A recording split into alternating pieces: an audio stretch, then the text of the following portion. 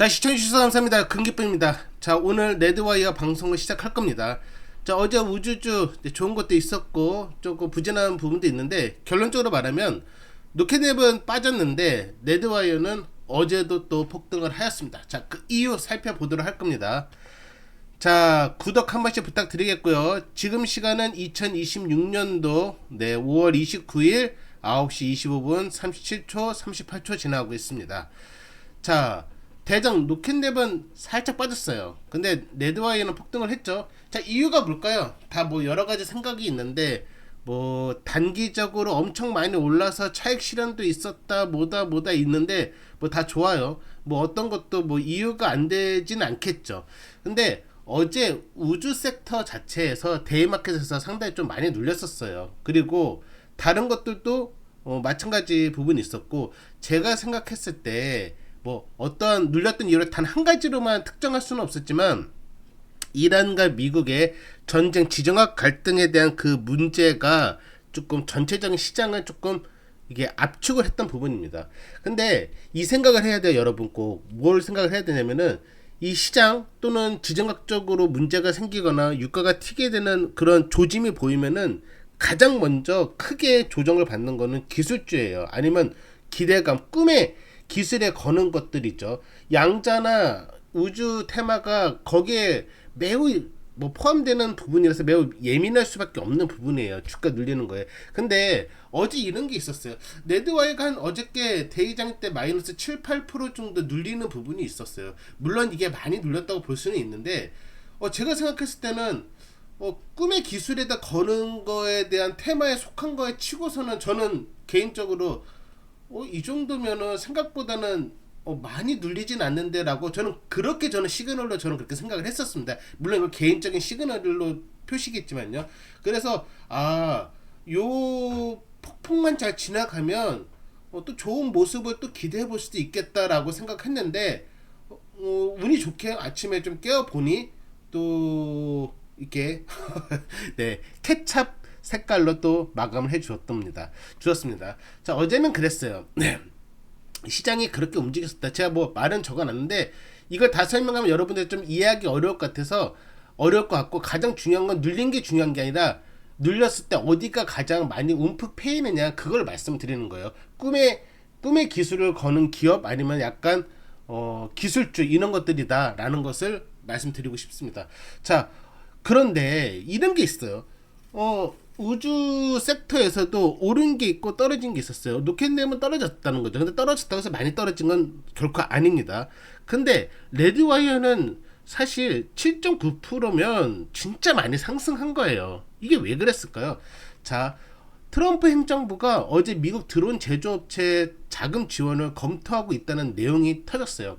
그러고 나서 레드캡 미친듯이 올라가기 시작했었고요. 그리고 본장에서는 완전히 무대를 완전 찢어버렸어요. 거기다 조비까지도, 형님 따라가는 길에 동아줄 매달고선 걔도 같이 올라가 버렸죠. 계속 지지부진 하다가, 자, 여기서 단순 보조금만 아니라 부채 지원이나 지분 투자 방식까지 거론이 됐다라는 거예요.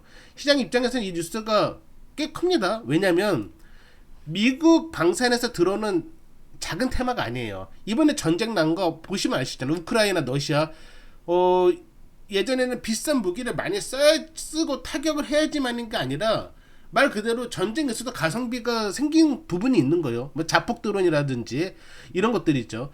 자, 그러기 때문에 미국 정부가 이 분야를 무시할 수가 없는 거예요. 이 분야를 키우겠다고 하면 거기에 속해지는 관련 기업들은 무조건 재평가 대상이 됐어요. 최근에 뭐가 있었죠? 양자가 있었잖아요. 양자에서 뭐 니게티 이런 것다 투자를 하겠다라고 하니까 아이온큐는 직접적인 명단에도 없었지만 그 섹터 자체가 같이 그냥 올라가 버리는 거잖아요. 바로 거기에 있었다. 근데 문제는 아니죠. 진짜 운이 좋았던 건 우리 레드와이어가, 지금 잘못 눌렀는데, 레드와이어가 이게 있었다는 거죠. 직접 지원 명단에 들어간 것은 아니었었어요. 그러니까 양자로 말하면 니게티는 직접적인 언급이 있었는데 아이온큐는 직접적인 언급이 없었잖아요. 그러니까 같은 그런 아주 운이 좋게끔 거기에서 훈풍을 받아서 올라갔다라는 거죠. 그래서 이건 이게 드론하고 아닌 것 같지만 같고 같은 것 같지만 아니고 그 약간 경계선 그런 느낌이면서 여기서도 그래 혹시 모르니까 뭐 이런 것들이 조금 붙어버린 거죠. 자, 그래서 조금 여기서 조금 혜택을 봤다라는 거죠. 자, 명단은 없었지만 엣지 오토노미를 품은 이후 레드와이어가 드론 방산 쪽에 노출을 갖고 있었던 건 명확한 사실이에요. 투자자들은 계속 고민을 한 거예요. 앞서 제가 말했지만 드론이 우주로 요즘 많이 치우쳤는데 드론은 아닌 것 같은데, 근데 또 드론이 아니라고 하기에도 말이 또 안 되는 거죠. 그래, 지금 당장 우리 레드와이어가 지원 대상은 아니더라도 미국 정부 차원에서 드론 산업을 키우면 당연히 레드와이어도 그래도 콩고물을 먹을 수 있는 거 아니야? 이런 기대감이 생길 수 있다라는 거죠. 특히 방산, 드론, 우주 같은 경우는 정부 예산과 연결되는 분야라서 기대감이 약간만 묻어도 사람들은 흥분할 수밖에 없는 거예요. 그렇기 때문에 기대감으로 주가가 사실 선반영이 되는 거죠. 나중에 수주와 실적으로 나 그래 내 성적표 너희 보여줄게 검증까지 하면 되게 어떻게 돼요? 주가가 더 올라갈 수 있는 기울기가 더 가까워지는 거죠. 자, 그런데 이것도 생각해봐야죠. 로켓랩은 왜 못 갔나? 로켓랩은 정부 로켓 발사 우주 시스템 쪽의 성격이 너무나 분명해요. 물론 정부 계약이나 방산과 연결될 여지는 있을 수도 있겠지만 어제 나왔던 뉴스하고는 딱 맞아 떨어지기는 좀 애매하다는 거죠. 그거는 어제 나왔던 뉴스는 뭐냐면 드론 제조와 무인 항공 시스템이었습니다. 나머지 내용 너무 기니까 이제 패스해버릴게요.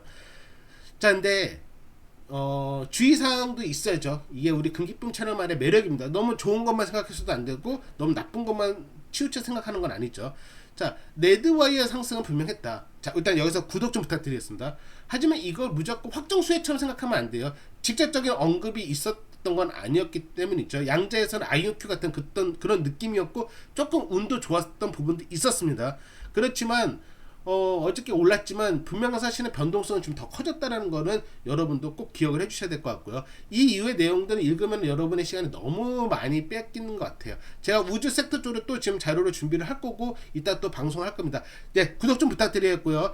오늘의 영상 여기까지 하도록 하겠습니다. 시청해주셔서 감사합니다.